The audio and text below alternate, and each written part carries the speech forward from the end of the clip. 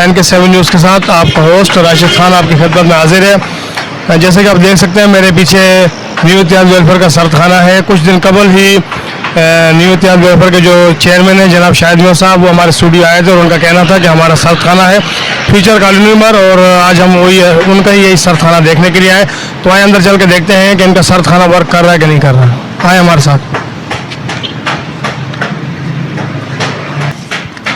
जी नाज़रीन, आप देख सकते हैं कि यहाँ पर सरखाने के ज़िम्मेदार मौजूद हैं।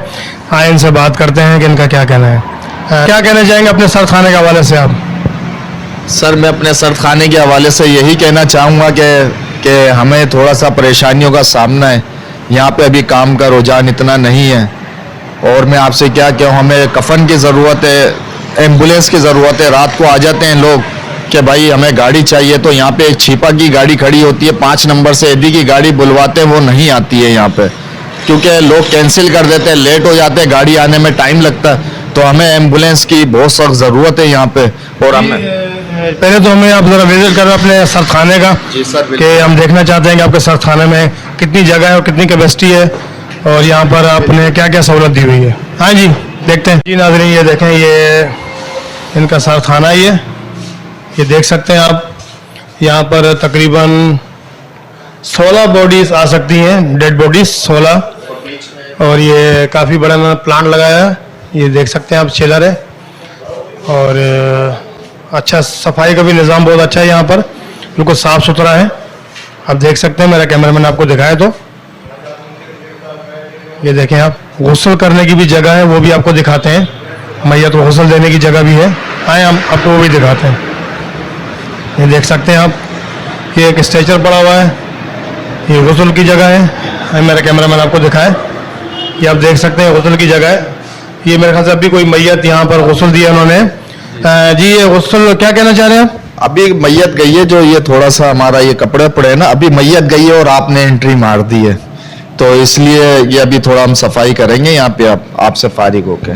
जी, अभी कह रहे हैं कि यहाँ पर एक मैयत को गुस्ल दिया गया है और अभी यहाँ से मैयत गई है। अच्छा, यहाँ जो आपके मैयत आती है, उसको जो लेडीज जो मैयत आती है वो किसी भी मसलक से हो, हिंदू, मुस्लिम, ईसाई, उसके लिए अलग अलग एहतमाम होता है उनको गुस्ल देने का? जो मुस्लिम बॉडी होती है उसकी मुस्लिम बॉडी की हमारे पास औरत प्रोवाइड करी हुई है हमारे पास है सैलरी के ऊपर।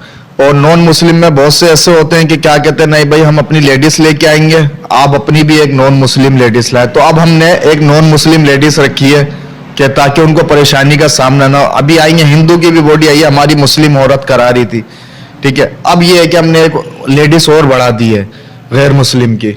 तो ये है कि हमारे यहाँ सबका इंतजाम है, नॉन हो, मुस्लिम हो, गैर मुस्लिम हो, सबका इंतजाम है हमारे पास। हम सबकी बॉडियों को गुस्ल कफन प्रोवाइड। जी, देखा आपने, यहाँ वकार साहब का कहना था कि हम जात पाक मजहब कुछ नहीं देखते, हम सब, हमने ये सिर्फ इंसानियत के लिए ये बनाया हुआ है। आए मजीद चल के हम इनसे बैठ कर हम सुकून से बात करते हैं इनके सरखाने के हवाले से, और पूछते हैं कि इनको यहाँ पर क्या क्या परेशानियाँ लायक हैं। जी नाजरीन, जैसा कि आपने अभी देखा कि हम अचानक यहाँ पर आए और हमने यहाँ विजिट किया, और यहाँ पर काफ़ी अच्छा एहतमाम है, और एक बॉडी हमारे सामने यहाँ से गई थी, और यहाँ पर बॉडी रखने की जगह भी है, और गुस्ल करने की भी जगह है। लेडीज़ की अलग है, जेंट्स की अलग है। और हमारे साथ आज यहाँ मौजूद है यहाँ के ज़िम्मेदार जनाब वकार साहब, जो यहाँ सरखाने को देखते हैं। तो आए इनसे बात करते हैं कि इनको यहाँ पर क्या क्या परेशानियाँ लायक हैं, और किन परेशानियों गुजर रहे हैं, और इनको आवाम से क्या अपील करनी है कि यहाँ पर इनको क्या क्या सहूलत इनको चाहिए। जी वकार साहब, आप ये बताएं कि सबसे जो बड़ी परेशानी है आपको वो क्या है यहाँ पर? सर, जो परेशानी है ना हमारी, वो लाइट का इशू है यहाँ पे। और लाइट जब होती है तो उसका बिल जो आता है वो 50-50 हज़ार रुपये का हमारा बिल आ रहा है। फिर दूसरी चीज़ ये, यहाँ का किराया 60-70 हज़ार रुपये महीना हमारा किराया पड़ रहा है यहाँ का।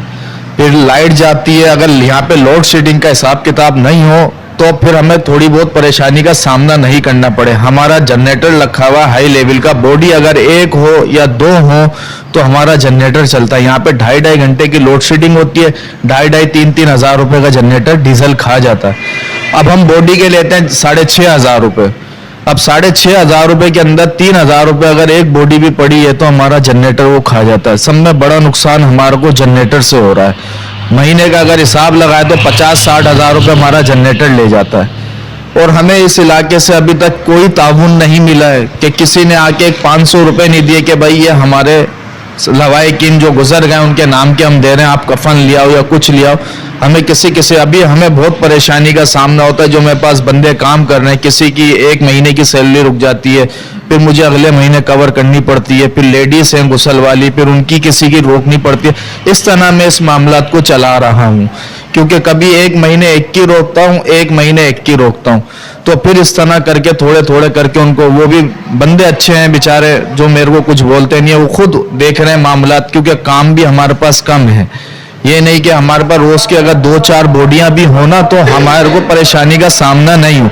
अब 10 दिन से हम ऐसे बैठे हुए हैं। 10 दिन के अंदर अभी हमारे पास एक बॉडी आई है, वो भी आप लोग आ गए एकदम अचानक से। आप लोगों ने देखा वो एक बॉडी पूरे 24 घंटे रह के गई है यहाँ पे। अब उस 24 घंटे के अंदर हमने जनरेटर चलाया है। 5,000 रुपये का हमारा जनरेटर डीजल खा गया। अभी वो बॉडी गई है, कल दोपहर को आई थी, वो अभी गई है। अब 6-7 घंटे यहाँ पे लाइट 24 घंटे के अंदर नहीं होती। फिर हमने लाइट वालों से बात करी तो उन्होंने कहा भाई ये ब्लैक लिस्ट में एरिया है, डिफॉल्टर एरिया है, क्योंकि यहाँ के बिल क्लियर नहीं है लोगों के। तो इस वजह से ये चीज़ हमें पहले बताई नहीं गई थी। अगर बताई गई होती तो फिर हम ये जगह नहीं लेते। हमसे मकान मालिक ने ये नहीं बोला था, कह रहे भाई जिस तरह लाइट जाती है इस तरह जाती है। उन्होंने ये नहीं कहा था कि ये डिफॉल्टर एरिया। बस ये है कि हमें कफन की ज़रूरत है, अहले मोहल्ला से अपील की ज़रूरत है कि हमारे साथ ताउन करें। हमें एम्बुलेंस की भी ज़रूरत है बहुत शदीद, क्योंकि हमारे पास रात को भी लोग आ जाते हैं यहाँ पे आधी रात को, भाई एम्बुलेंस चाहिए, सीरियस पेशेंट है। अब यहाँ पे छिपा वालों की 3 गाड़ियाँ खड़ी होती हैं, अब वो निकल जाती हैं, बाकी जो पीछे से आते हैं वो बेचारे परेशान हो जाते हैं। वो कहते हैं तुमने ये खोला हुआ तो है, ये किस लिए खोला हुआ, इधर एम्बुलेंस आपके पास नहीं है, आपने तस्वीर तो लगाई हुई है। अब हम क्या करें, अब हमारे पास एम्बुलेंस भी नहीं है। आपकी एम्बुलेंस चल तो रही है, हमने देखा है कुरंगी 5 नंबर पे जो आपकी अपनी एम्बुलेंस चल रही है न्यू एहतियात के नाम से, तो वो यहाँ पर आपने नहीं बुलवाते उनको? अब वो हम उनको ना बुलवाने की वजह ये उनका है 5 नंबर का पॉइंट। वो कहते हैं जब हम यहाँ पे आते हैं, यहाँ से फिर हम जिना के लिए कॉल लेके जाते हैं तो पैसे हो जाते हैं डबल। अब मिसाल के तौर पे कुरंगी 5 नंबर से एदी हो या छिपा हो 1500 रुपये चार्जेस लेते हैं जिना तक के। अब वो कहते हैं हम 6-7 किलोमीटर यहाँ पे आए, तो यहाँ से जब वो बोलते हैं हम 2000, 2200, 2000 रुपये लेंगे, तो फिर वो बोलते हैं कि क्या कहते हैं नहीं हम इतने पैसे नहीं देंगे। 1-2 दफ़ा ऐसा हुआ है, बुलवाई हैं गाड़ियाँ, मगर क्या है वो लोग पैसे नहीं देते। अब वो कहते हैं यहाँ से गाड़ी हो ना, अब हमारे पास यहाँ पे भी हमने खड़ी करें ना, तो फिर हम यहाँ से आराम से इजीली जैसे 1500 रुपये में यहाँ से जिना गाड़ी चली जाएगी हमारी। हम वहाँ से बुलवाते हैं, गाड़ी आने में टाइम लगता है, कभी शाम का भी टाइम होता है। ट्रैफिक का आपको पता है कराची का ट्रैफिक की क्या सूरत हाल है, हर जगह ट्रैफिक होता है। एम्बुलेंस वाले हॉर्न देते हुए आते, फिर भी 15-20 मिनट लग जाते हैं। तो इसलिए वहाँ से हम नहीं बुलाते। अभी एक गाड़ी है हमारी यहाँ पे न्यू इत्तेहाद की, यहाँ दाऊद चुरंगी पे खड़ी होती है। तो ये है कि अभी हमने एक करी है यहाँ पे गाड़ी, और मज़ीद इस सेंटर पे हमें गाड़ी की ज़रूरत है। यानी आपका कहने का मकसद ये है कि अभी आपको एक एम्बुलेंस की अशद ज़रूरत है, तो आप मुखिर आज़ाद से ये कहना चाहते हैं कि वो आपको आपके साथ एम्बुलेंस का ताउन करें। तो आप मुझे ये बताएं वकार साहब कि आपका जो महीने का अखराजात है यहाँ के, जिसमें तनख्वाहें हैं, किराया है, बिजली का बिल है, और मतलब टोटली जो आपकी अमाउंट है राउंड अबाउट, वो कितना ख़र्चा हो जाता है आपका? सर ये टोटल जो अमाउंट है ना 2.25-3 लाख रुपए ये ख़र्चा है हर महीने इधर का। इसमें किराया भी है, सैलरी भी है, बिल भी है, जनरेटर का ख़र्चा भी है। छोटा जनरेटर में पेट्रोल डलता है, बड़े जनरेटर डीज़ल डलता है। हमारे पास गैस वाला हिसाब किताब नहीं है। आप चेक कर सकते हैं कि वो डीज़ल वाला हमारे पास जनरेटर रखा हुआ, उसमें हम डीज़ल डालते हैं। तो ये है कि हमारा 300 ऊपर टप जाता है महीने का हिसाब किताब। जैसा कि अभी आपने बताया कि 10 दिन में आपके पास यहाँ एक बॉडी आई थी, तो 10 दिन में एक बॉडी आई तो आपको 5-6 हज़ार रुपये टोटल मिले, वो आपका 6,500 आपको मिले, आपका ख़र्चा हो जाता है इतना।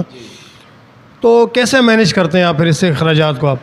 बस ये अल्लाह मेरा चला रहा है। कुछ मैंने बैकअप में पैसे रखे थे, अब मैं उसमें ज़ीरो की तरफ जा रहा हूँ। अब मेरे पास असासा कम होता जा रहा है। क्यों? मेरे साथ किसी किस्म का कोई ताउन नहीं हो रहा। अब जो मैंने वो रखे हुए थे, जब तक ये आज 7 महीने हो गए, अगला महीना 8वां लग जाएगा। इंसान जब कोई काम शुरू करता है तो बैकअप पे कुछ ना कुछ रखता है, तो मैंने बैकअप में रखे थे। अब वो बैकअप मेरा अब ख़त्म होता चला जा रहा है।